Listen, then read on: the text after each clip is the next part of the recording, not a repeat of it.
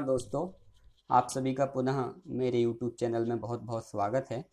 दोस्तों, हम रुचिरा पाठ्य पुस्तक में कक्षा 8 का पाठ 1 पढ़ रहे थे, जिसका नाम है सुभाषितानी। हमने पिछली कक्षा में इसमें आए 3 श्लोकों का अर्थ बहुत ही विस्तार पूर्वक देख लिया था। आज अपन चौथे श्लोक की चर्चा करेंगे। सबसे पहले मैं श्लोक को पढ़ूंगा और उसके बाद अपन इसका अर्थ देखेंगे।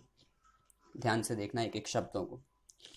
पीत्वा रसं तु कटुकं मधुरं समानं माधुर्यमेव जनयन् मधुमक्षिकासौ सन्तस्तथैव समसज्जन दुर्जनानां श्रुत्वा वचः मधुरसूक्तरसं सृजन्ति। दूसरी लाइन में सबसे अंत में देखें, मधुमक्षिकासौ। मधुमक्षिकासौ शब्द 2 शब्दों से मिलकर के बना है, मधुमक्षिका प्लस असौ। मधुमक्षिका प्लस असौ। असौ मतलब होता है यह, और मधुमक्षिका मतलब होता है मधुमक्खी। यह मधुमक्खी। अब इस चीज से हमें इतना तो पता चल गया कि मधुमक्खी के बारे में इस श्लोक में बताया जा रहा है। क्या है? यह मधुमक्खी, असौ मधुमक्षिका, यह मधुमक्खी। अब ऊपर की लाइन पर आ जाएगी। पीत्वा रसम तु कटुकम मधुरम समानम। पीत्वा, पीत्वा मतलब पी करके, रसम मतलब रस, तु मतलब तो, कटुकम मतलब कड़वा, मधुरम मतलब मधुर मीठा, समानम मतलब समान रूप से। यह मधुमक्खी कड़वा और मीठा दोनों प्रकार का रस समान रूप से पी करके। असौ मधुमक्षिका मतलब यह मधुमक्खी। पीत्वा रसम तु कटुकम मधुरम समानम। पीत्वा मतलब पी करके, रसम मतलब रस, तु मतलब तो, कटुकम मतलब कड़वा और मधुरम मतलब मीठा, और समानम मतलब समान रूप से। यह मधुमक्खी मीठा और कड़वा दोनों प्रकार का रस समान रूप से पी करके। दूसरी लाइन पर माधुर्यमेव जनयन्।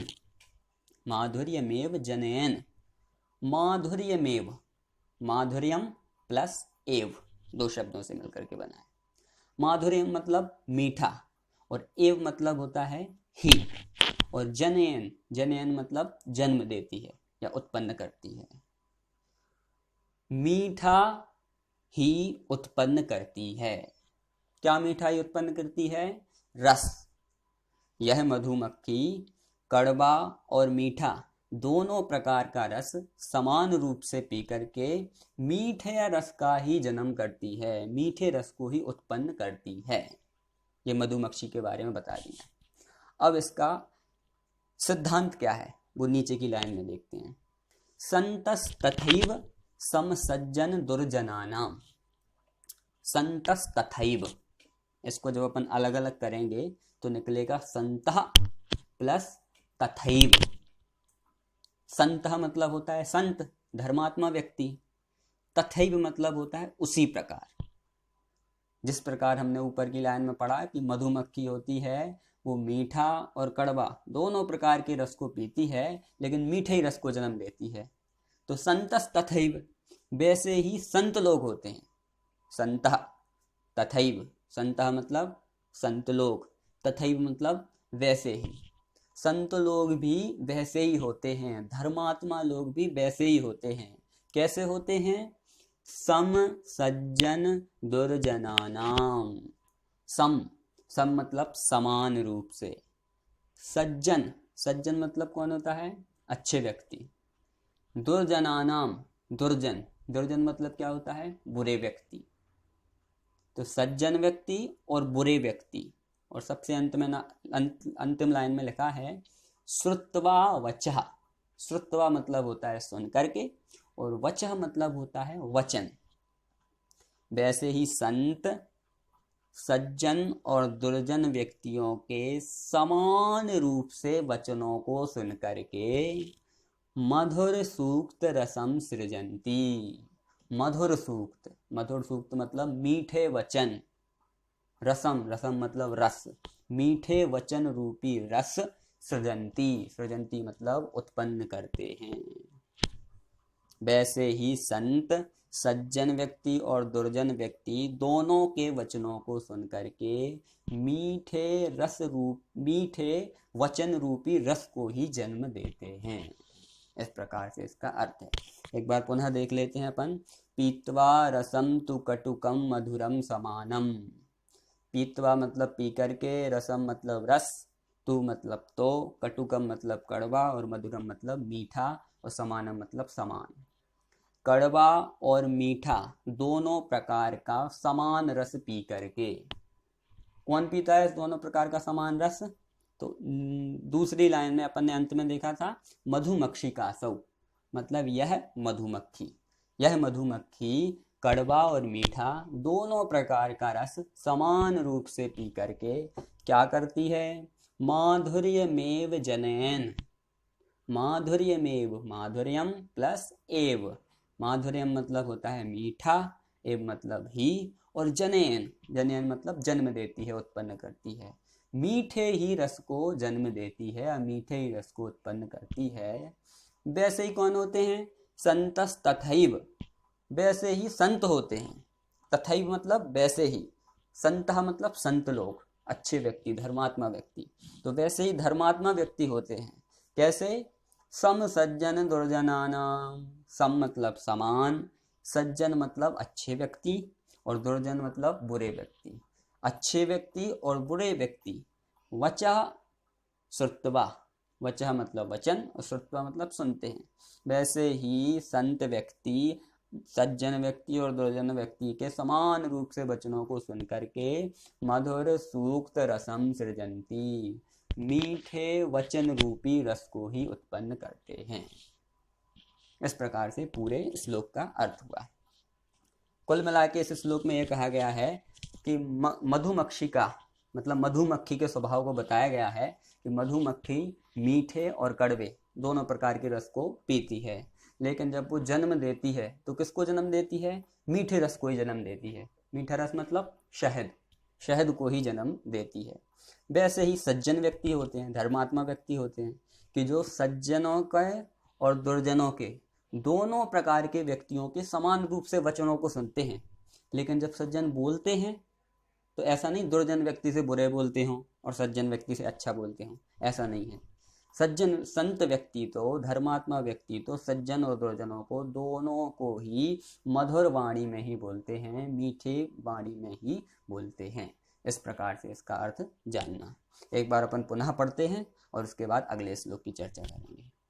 पीत्वा रसं तु कटुकं मधुरं समानं, माधुर्यमेव जनयन् मधुमक्षिकासौ, सन्तस्तथैव समसज्जन दुर्जनानां, श्रुत्वा वचः मधुर सूक्त रसं सृजन्ति। अब अगले श्लोक की चर्चा करते हैं। देखो पहले मैं पढ़ता हूँ, उसके बाद इसका अर्थ देखेंगे। विहाय पौरुषं यो हि दैवमेवावलम्बते, प्रासाद सिंहवत्तस्य मूर्ध्नि तिष्ठन्ति वायसाः। देखो इस श्लोक में क्या बोला गया है? विहाय, विहाय मतलब होता है छोड़ करके। पौरुषम, पौरुषम मतलब होता है मेहनत को। यो मतलब होता है जो व्यक्ति, ही मतलब होता है ही। विहाय मतलब छोड़ करके, पौरुषम मतलब मेहनत, यो मतलब जो, और ही मतलब ही। दैव मेवावलंबते, इसको अपन तोड़ेंगे तो 3 शब्द लिख लेंगे। सबसे पहला दैवम, फिर निकलेगा एव, और फिर निकलेगा अवलंबते। दैवम एव अवलंबते। दैवम का मतलब होता है भाग्य, और एव मतलब होता है ही, और अवलंबते मतलब होता है अवलंबन लेना या शरण लेना या उसका आश्रय लेना, अवलंबते। विहाय पौरुषम यो ही दैवमेवावलंबते। विहाय मतलब छोड़ करके, पौरुषम मतलब मेहनत, यो मतलब जो व्यक्ति, ही मतलब ही, दैवम एव अवलंबते। दैवम मतलब भाग्य, एव मतलब ही, और अवलंबते मतलब उसका आश्रय लेना। जो व्यक्ति मेहनत को छोड़ करके केवल भाग्य का ही अवलंबन लेते हैं। कुछ व्यक्ति ऐसे होते हैं कि जो मेहनत करना तो छोड़ देते हैं और सोचते हैं कि मेरे भाग्य में जो होगा वो मुझे मिल जाएगा। तो उन व्यक्तियों के बारे में यहाँ बताया गया है कि जो व्यक्ति मेहनत को छोड़ करके केवल भाग्य का ही अवलंबन लेते हैं, भाग्य पर ही डिपेंड होते हैं, अवलंबन मतलब डिपेंड होना, भाग्य पर ही डिपेंड होते हैं, वो व्यक्ति कैसे हैं?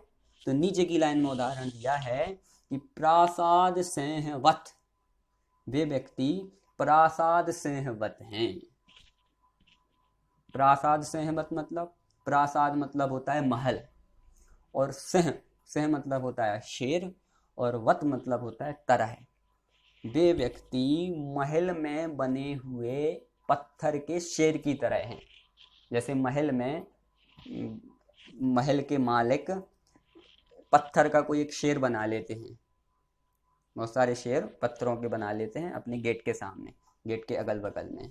तो जो व्यक्ति मेहनत को छोड़ करके मात्र भाग्य के ही भरोसे रहता है, वो व्यक्ति उन महलों में बने हुए शेर की तरह है। कैसा है? तस्य मूर्धनि तिष्ठन्ति वायसाः। तस्य मूर्धनि तिष्ठन्ति वायसाः। तस्य मतलब उसके, मूर्धनि, मूर्धनि मतलब होता है सिर पर, तिष्ठन्ति, तिष्ठन्ति मतलब बैठते हैं, और वायसाः, वायसाः मतलब होता है कौवे, उसके सिर पर कौवे बैठते हैं। जैसे महल में कोई पत्थर का शेर बना हो, तो वो शेर पत्थर का है तो हिल डुल तो सकता नहीं है, कुछ कर नहीं सकता, वो उस पर चाहे चिड़िया बैठ जाए चाहे कौवा बैठ जाए, वो कुछ नहीं कर सकता। वैसे ही कौन है? वैसे ही वो व्यक्ति हैं जो मात्र भाग्य के भरोसे ही बैठे रहते हैं और मेहनत नहीं करते हैं। विहाय पौरुषम यो ही दैवमेवावलंबते प्रासाद सिंहवत तस्य मूर्धनि तिष्ठन्ति वायसाः। देखो ध्यान से, विहाय पौरुषम यो ही, जो व्यक्ति मेहनत को छोड़ देते हैं और दैवमेवावलंबते मतलब भाग्य का ही अवलंबन लेते हैं, मात्र भाग्य पर ही डिपेंड हो जाते हैं, वे व्यक्ति कैसे हैं? प्रासाद सिंहवत, वे व्यक्ति महलों में बने हुए शेर की तरह हैं। तस्य मूर्धनि तिष्ठन्ति वायसाः, जिसके सिर पर कौवे बैठते रहते हैं। एक बार मैं फिर पढ़ूंगा इसको, देखो। विहाय पौरुषम यो ही दैवमेवावलंबते प्रासाद सिंहवत तस्य मूर्धनि तिष्ठन्ति वायसाः। अब अगले श्लोक की चर्चा करेंगे अपन, देखो ध्यान से। पुष्प पत्र फलच्छाया मूल बलकल दारुभिः धन्या महीरुहाः येषां विमुख यान्ति नार्थिनः। देखो इसका अर्थ, दूसरी लाइन में लिखा है धन्या महीरुहाः। धन्या, धन्या मतलब धन्य है, महीरुहाः, महीरुहाः मतलब होता है पेड़। धन्या महीरुहाः, पेड़ धन्य हैं। क्यों है धन्य? तो ऊपर की लाइन पर आते हैं। पुष्प पत्र फल छाया, पुष्प, पुष्प मतलब होता है फूल, पत्र, पत्र मतलब होता है पत्ते, पेड़ के पत्ते, फल, फल मतलब होता है फल, छाया, मूल, मूल मतलब होता है जड़, वल्कल, वल्कल मतलब होता है पेड़ की छाल, और दारू, दारू मतलब होता है लकड़ी, दारू भी, दारू भी में तृतीया विभक्ति का बहुवचन है। तो क्या बोला? धन्या महीरुहाः, पेड़ धन्य हैं। क्यों धन्य है पेड़? क्योंकि उनके पास क्या क्या होता है, पुष्प होते हैं, पत्र मतलब पत्ते होते हैं, फल होते हैं, वो छाया देते हैं, उनमें मूल मूल मतलब जड़ होती है, वलकल वलकल मतलब छाल होती है, और दारू दारू मतलब लकड़ी होती है। इस कारण से पेड़ों के पास इतनी सारी चीजें होती हैं तो वो धन्य होते हैं। और नीचे की लाइन में क्या बोला, एषाम विमुख यान्ति नार्थिनः। एषाम एषाम मतलब जिससे, विमुख विमुख मतलब होता है विमुख होना, नाराज होना, यान्ति यान्ति मतलब होना, और नार्थिनः नार्थिनः दो शब्दों से मिलकर के बना है, न प्लस अर्थिनः। न मतलब नहीं और अर्थिनः मतलब मांगने वाले, चाहने वाले। तो नार्थिनः मतलब चाहने वाले, न मतलब नहीं, विमुख विमुख मतलब विमुख होना, नाराज होना, और यान्ति मतलब होना। तो जो व्यक्ति पेड़ के पास कुछ मांगने के लिए आता है तो वह कभी भी निराश होकर के नहीं जाता। येषाम विमुख यान्ति नार्थिनः, जिससे, विमुख मतलब नाराज, न मतलब नहीं, अर्थिनः अर्थिनः मतलब मांगने वाला, यान्ति मतलब न यान्ति मतलब नहीं होता है। कुल मिला के कहने का मतलब ये है इसका, इस श्लोक का, कि इस श्लोक में कहा जा रहा है कि पेड़ धन्य है, क्योंकि पेड़ के पास कोई भी व्यक्ति कुछ मांगने के लिए आता है ना, तो पेड़ उसको कभी भी निराश नहीं भेजता। क्यों नहीं भेजता? क्योंकि पेड़ के पास बहुत सारी चीज़ें हैं। पेड़ के पास फूल भी हैं, पेड़ के पास पत्ते भी हैं, फल भी है, छाया भी है, जड़ भी है, छाल है, लकड़ी है। तो कुछ ना कुछ तो पेड़ दे ही देता है। अगर अपन पेड़ से कुछ मांगने के लिए जाएं तो पेड़ हमें कुछ ना कुछ तो दे ही देता है। पेड़ हमें, पेड़ अर्थी को, पेड़ चाहने वाले को कभी भी निराश नहीं करता, कुछ ना कुछ तो वो दे ही देता है।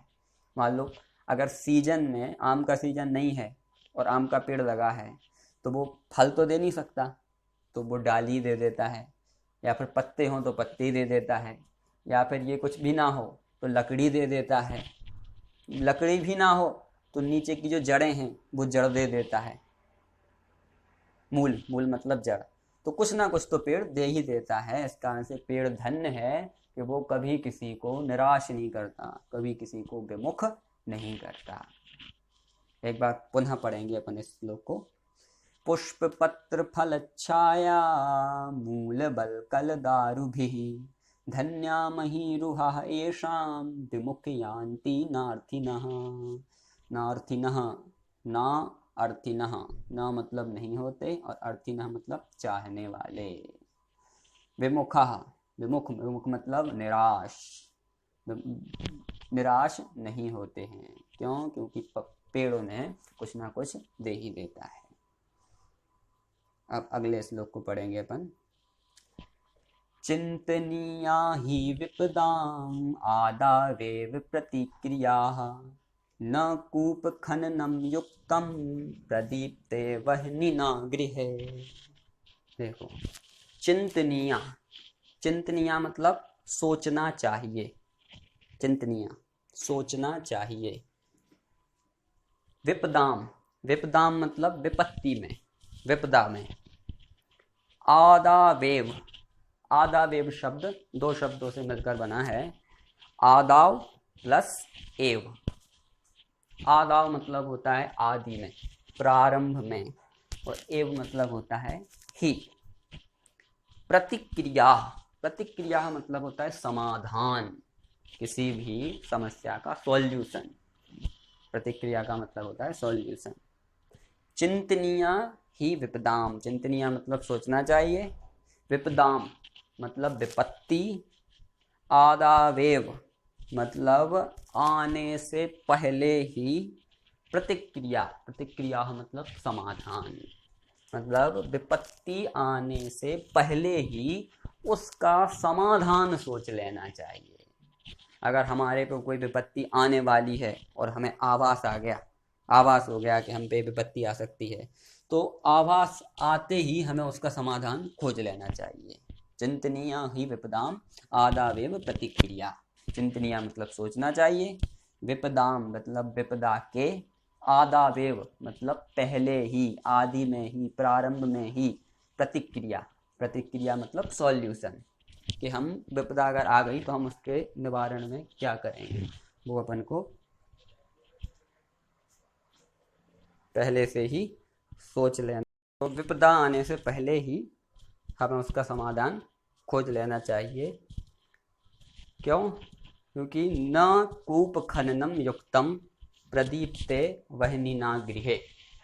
न कूप खननम युक्तम, न मतलब नहीं है, कूप खननम, कूप मतलब होता है कुआं और खननम मतलब होता है खोदना, कुएं को खोदना, युक्तम, युक्तम मतलब सही, कुएं को खोदना सही नहीं है।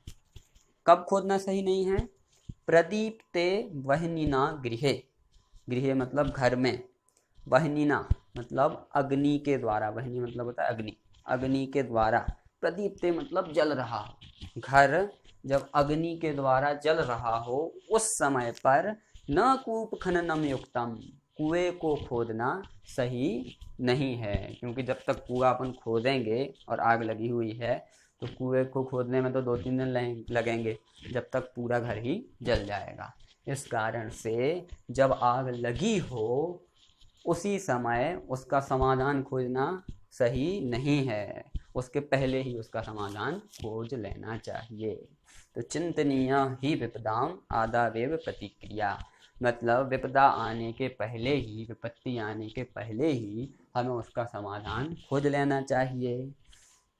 नीचे उदाहरण देते हुए क्या कहा? न कूप खननम युक्तम प्रदीप्ते वह्निना गृहे, मतलब घर में आग लगी हो या घर आग से जल रहा हो उसी समय हमें कुआं नहीं खोदना चाहिए।